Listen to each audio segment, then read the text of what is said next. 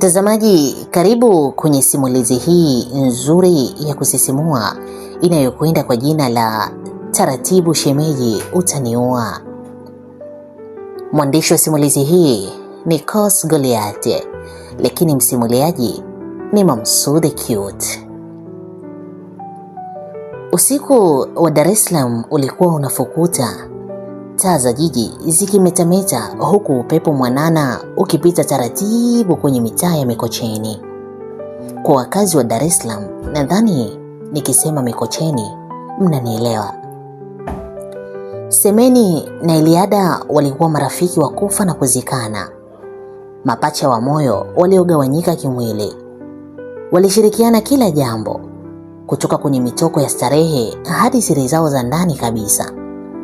Lakini hawakujua kuwa moyo wa mwanadamu ni msaliti wa ajabu.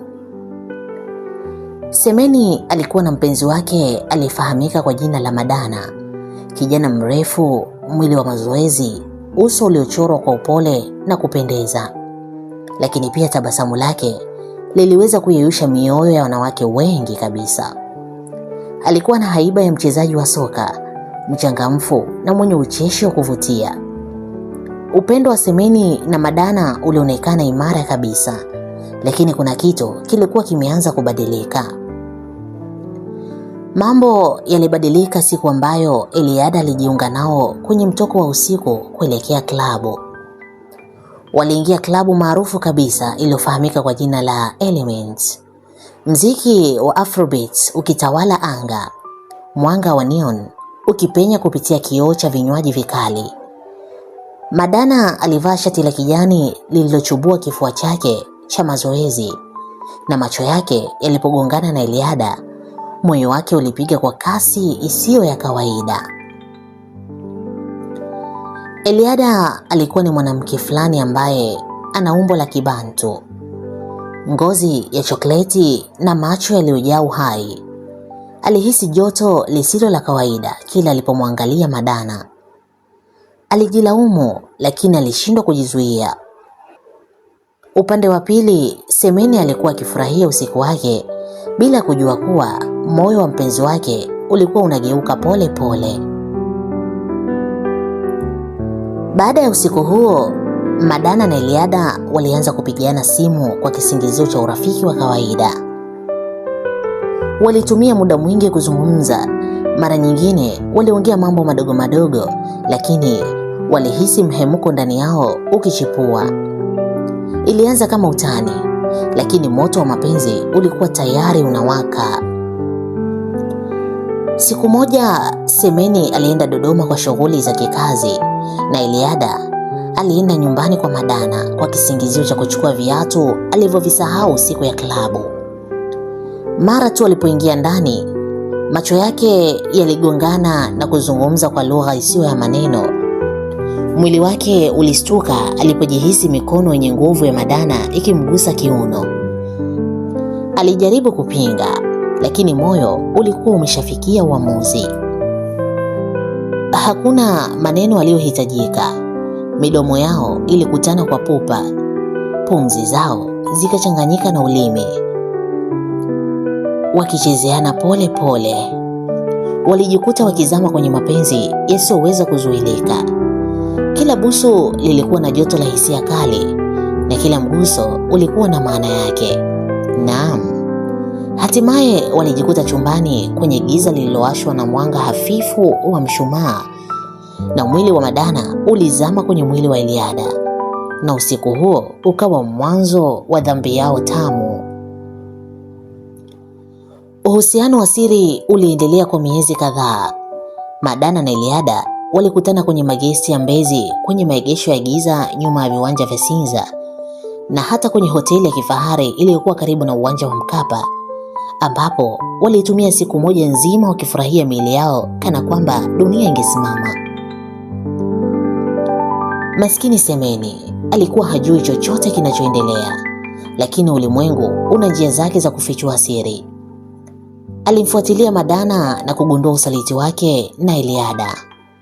Alipanga kulipiza kisasi na aliofumania katika gesti moja maeneo ya Sinza.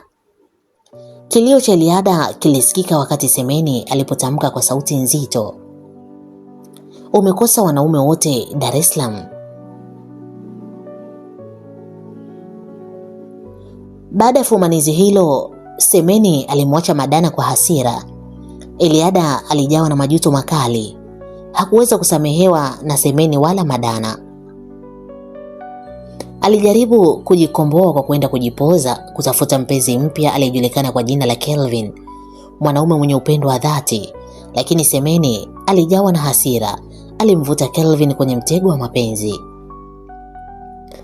Kelvin na Semeni walifanya mapenzi ya kisasi kwa moto mkali bila kujali hisia za Eliada. Walikutana katika hoteli mbalimbali. Walifurahia miili yao huku wakijua kuwa hii ilikuwa sumu kali kwa Eliada.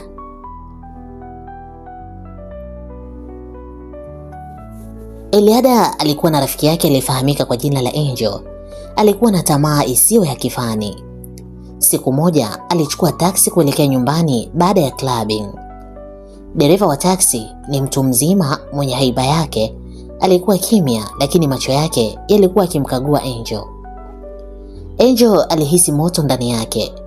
"Mzee, unaona kuna sehemu nzuri ya kupumzika kidogo?"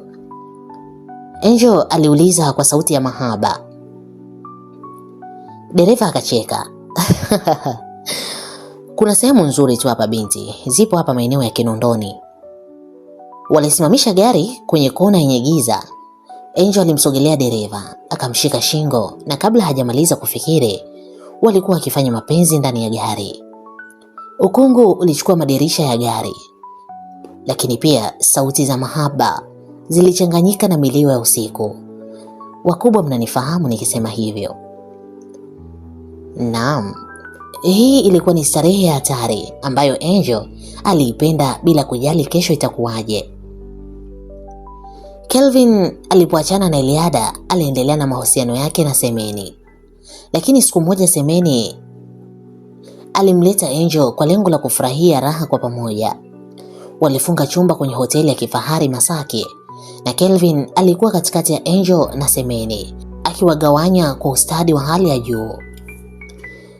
Angel alikuwa na uzoefu mkubwa wa mahaba. Aliingia kwa ustadi, akimpa Kelvin utamu wa kipekee. Semeni naye alijihisi mwenye nguvu zaidi. Alishiriki kwa moto mkali. Usiku huo ulikuwa wa raha isiyo ya kifani kwa Kelvin, lakini pia ulikuwa mwanzo na mwisho wao wote. Eliada alimfumania Kelvin na Semeni akivunjika moyo. Aliamua kujiua kwa kunywa sumu, na Kelvin naye alihisi hatia. Alijirusha kutoka ghorofa ya 7 ya hoteli. Semeni aliyegubikwa na huzuni kali na majuto, naye alikunywa sumu na kufariki hapo hapo. Madana aliyesababisha yote haya alijikuta akihisi upweke wa kutisha, akihangaika na roho za maiti za wapenzi wake wa zamani. Na huu ndio mwisho wa simulizi hii, ambapo tunaona penzi lililogharimu maisha. Mtazamaji, hii ni simulizi fupi ya mapenzi ambayo ina mafunzo pia ndani yake. Niliyekusomea simulizi hii ni mimi Mamsud Cute, na mwandaji ni Kos Goliati. Usisahau kusubscribe, kulike, kushare pamoja na kucomment YouTube channel hii ya Kubunda Media ili uwe wa kwanza kupata taarifa